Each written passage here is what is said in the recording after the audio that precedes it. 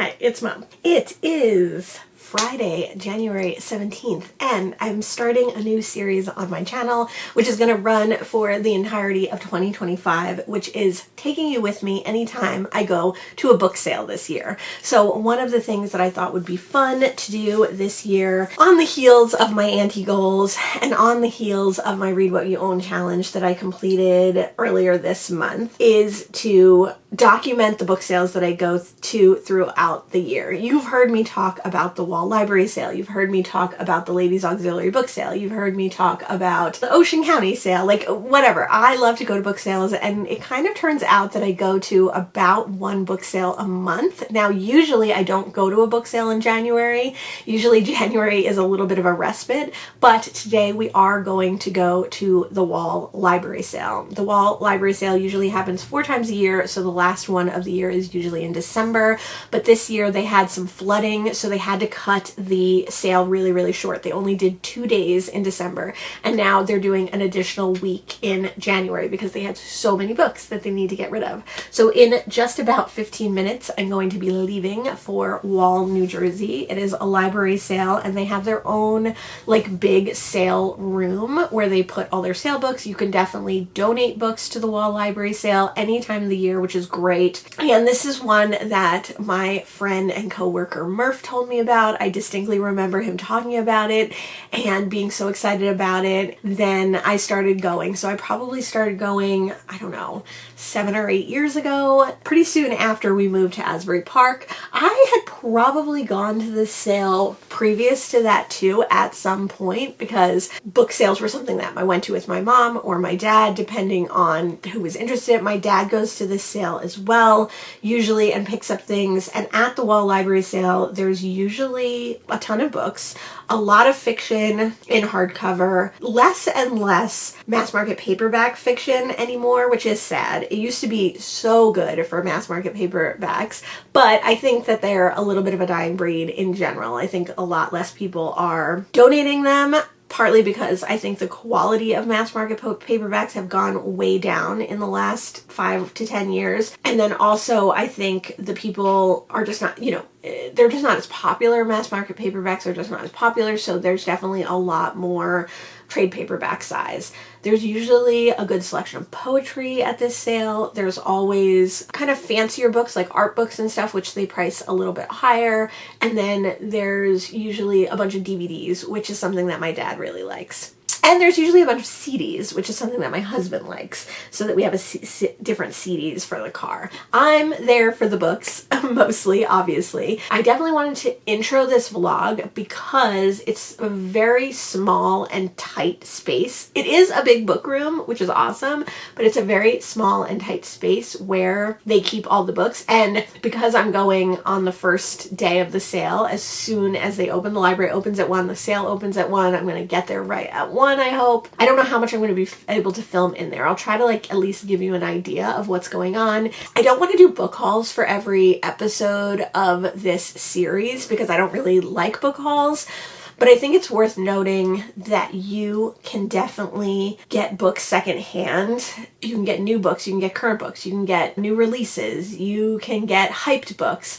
And I think that one of the aspects of this series that it's important for BookTube is you can do that on a lower budget. Like, you definitely don't have to spend hundreds and hundreds of dollars every year or thousands of dollars every year buying new books. You can get the books that you're looking for, and you can be sustainable about doing it. So obviously, as bookish people, we want to read. Number one, we want to support authors, we want to support publishers, we want to support bookstores, and I am definitely for all of those things. But because I also buy everything secondhand, because I don't buy any new items, I don't buy new clothes, I don't buy new furniture, I try not to buy new housewares, I try to shop secondhand as much as humanly possible. Probably one of the only things that I buy new are like underwear, I want to show that you can sustainably acquire a lot of books. As we all know, I have way too many books on my TBR, and one of the reasons that I have that is because I love going to book sales. And we all also know that book buying, book collecting are one hobby, and then also reading is another hobby, and those hobbies do overlap, but sometimes more one than the other. So I just think learning how to do those two hobbies in a sustainable way is good for you as a reader and a book collector, and also for the environment, and also for the industry. And one of the things that we can do as bookish people is support those authors and those publishers and those books in other ways other than just buying new books. So I think you can certainly use secondhand markets which get people hyped about books, like Pango Books. You can support your local libraries by donating money during book sales by going and buying books from their book sales. You can support authors by making sure that you write reviews or do booktube reviews or TikTok reviews or Instagram reviews. Whatever you do is a way that you can support authors. So again, part of this series is to let you know that there are sustainable ways to be a book influencer, to influence the book community, and to support the book community without being part of the overconsumption problem of the world right now. So for instance, something that I got at the Wall Library sale in December is Days at the Morisaki Bookshop by Satoshi Yagisawa, and this is a super hyped book that came out in 2024, I believe. It was originally published, it came out in 2023. It was originally published in 2010, and then the translated version came to America in 2023. But this has been like all the rage in the end of 2023 and in 2024, and there is a sequel out as well. So I got this not long after it was a super popular book, and this is the book that I'm going to be reading throughout this vlog. I don't know if I'll finish it, but I think with every part of this series, with every book sale we go to, we should talk about the book that I'm reading currently that I probably got from a book sale, but maybe from a little free library, maybe from the library, maybe from a friend or whatever, in a sustainable way, because almost every book that we're going to ever be reading in my vlogs is going to have been gotten in a sustainable way. So this is what we're reading today. And this kind of ties in with going back to the idea of not doing hauls. I think hauls are one of those things on BookTube and in the book community that are fun for some people to watch. I personally don't like book hauls that much, but I know a lot of people love them. And I know they're great for people's content. They're great for people's reading. They're great for hyping people up about books. They're great for promoting books. But I think that hauls are also one of the reasons that people overconsume books. They see the book and they just like want it, or they see a beautiful cover and they want it, and then they indiscriminately go out and buy it using maybe Amazon to buy books, which is like one of the worst ways you can buy books, using the supermarket to buy books, which is another bad way that you can buy books. So there are different levels of consumption as well. Like supporting your local Barnes and Noble, if that's the only bookstore in your area, is not necessarily bad, but running out and getting a book at Barnes & Noble because you know it'll be there when you have an indie bookshop right next door or in the same town that might not have a copy of the hyped book that you're looking for is not the best use of your influence as a reader. So I think what you can do is you can go to book sales, you can support books, and you can support libraries, you can support churches, you can support causes, and still get super hype books. So we won't do full hauls of what I get, but maybe I will highlight a couple of hype books or a couple of books that I'm really excited about, or books that I feel like are rare that I got there, or books that are current that I got there, so that, you know, you can see that you can get all those books in other ways besides over consuming in a very capitalistic way. Let me know what you think of the idea of this series. Let me know what book sales you love to go to, or how you like to get books that are not in mainstream ways. Let me know how you like to support books, readers, authors, publishers, or book establishments like your indie bookshop or your library. Let me know all those things in the comments below, and come with me as we go to the first book sale of 2025, the Wall Library sale.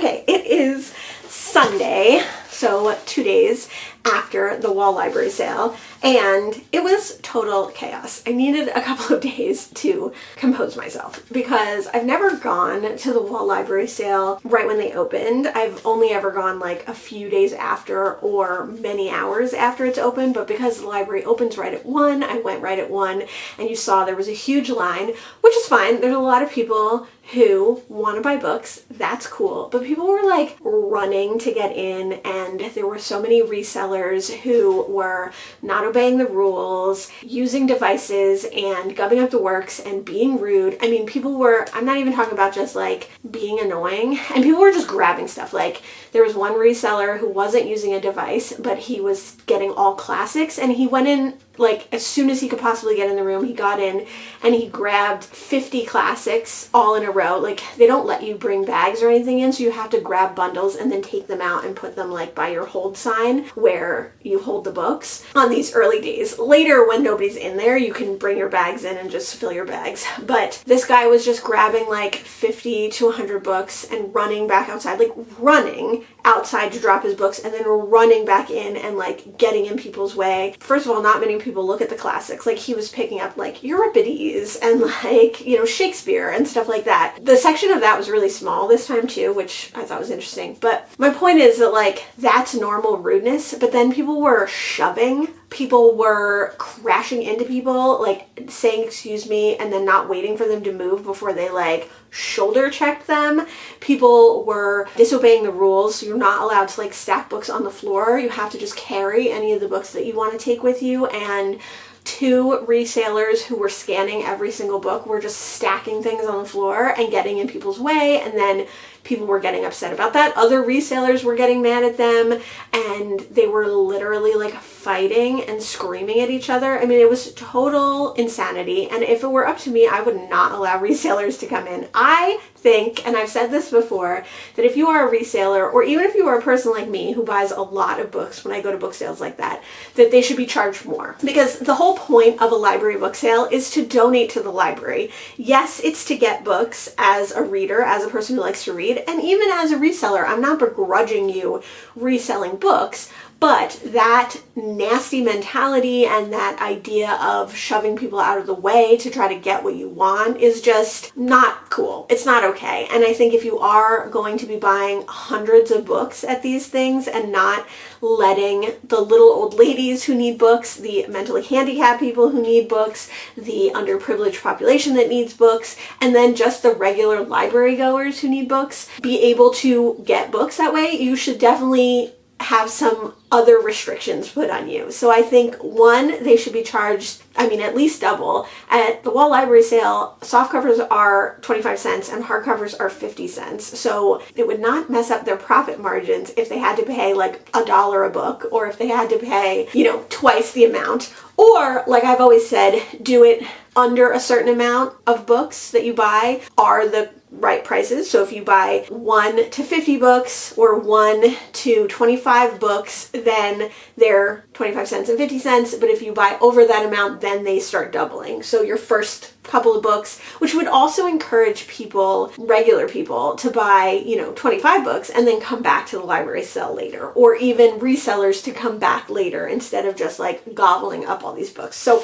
it was insane. I usually spend a couple of hours there, an hour at least, and I spent about 30 minutes. I couldn't take it. I could not stand how rude people were being. People were scared. Like it's so tight in that little room, and I was in the fiction section, which you're just literally wall-to-wall people in the row. Not to mention it was gross. I wish I'd worn a mask because people were coughing and breathing all over you, which was disgusting. But so you're wall-to-wall already, and then a fight broke out at one end, and like one little old lady was nervous. She was like scared that something was going to happen and she was going to get like stuck in this fray, and there was no way. Like I was next to her, but I couldn't move out of the way because there were people next to me. So it was just totally not worth it. Not worth it at all. If I ruled the world, or if I ruled libraries, I would not let that behavior go on. The other thing that was so horrible about that whole thing was that the little old ladies and men who are volunteering to take care of the library sale would ask people not to do that. They would have to go into that room and confront grown adults who were breaking the rules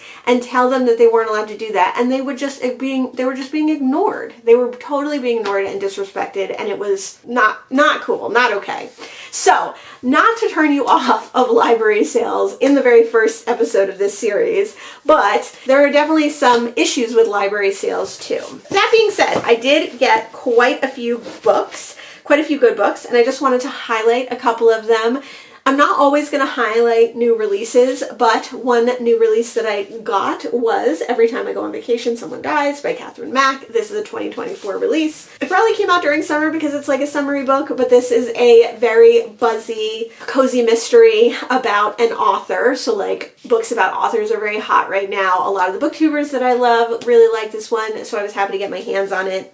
Another book that's a little bit older, it came out in December of 2023, but it was a book of the month, and people are still talking about it. I think it's very recently had its softcover release, is No One Can Know by Kate Alice Marshall. I picked this one up because I just read a Kate Alice Marshall that I had previously gotten somewhere, and I really liked it, so I'm excited to read this one. I got a very buzzy nonfiction. So again, library sales are great because you can get nonfiction, you can get fiction, you can get classics, you can get poetry. I picked up some of all of those things at the Wall Library sale this time, but the buzzy book that I got is The Art Thief, A True Story of Love, Crime, and a Dangerous Obsession by Michael Finkel. I've heard a lot of good things about this one. I see it all the time. I see it on BookTube all the time, and I see it on Goodreads and advertised in a lot of places, so I'm excited to try that one.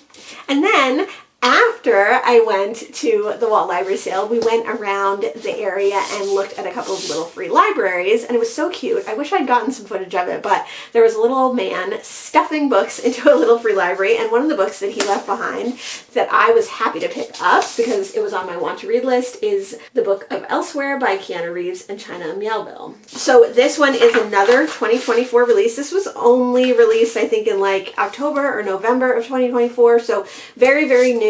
Just a few months old, very buzzy book written by an actor and a well-known fantasy author. So I've never read any China Miéville, but I did do a try chapter with one of his books. I had a couple. I had Perdido Station, I had The City in the City, and I was interested in both of those. Perdido Station's too long, and The City in the City I did a try chapter of, and I decided that I could unhaul it. So it'll be interesting to read this one and see if that was the right choice or not the right choice, but I'm excited to have this one. So that is our first library sale, our first book sale of the year. Throughout the year, we will continue to go to library sales. We will go to the Ladies Auxiliary sale, which is, again, another book sale where they accept donations and then the money goes to support the Ocean Grove Ladies Auxiliary. We'll go to book sales that are for schools. We'll go to book sales that are for other organizations. And we'll probably also go to some bookstores like the Bookshelf in Ohio, where they accept donations and then the proceeds go to adult literacy programs. So let me know if you like to go to book sales. Let me know how you feel about anything that I mentioned here. Let me know what your best find was at a book sale or a little free library. Thanks so much for joining me today, and I'll see you in the next one. Bye!